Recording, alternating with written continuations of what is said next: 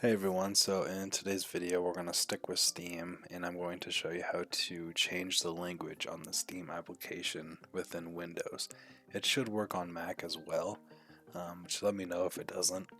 So what you're going to want to do is after you have Steam open right here, you're going to want to click on the Steam icon on the top left and then go down to settings right here.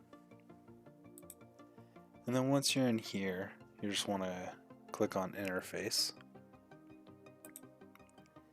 and then at the very top it says Steam client language.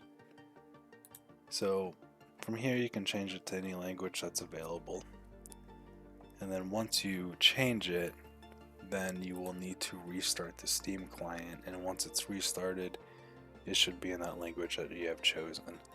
So thanks for watching, let me know if that doesn't work, and see you in the next video.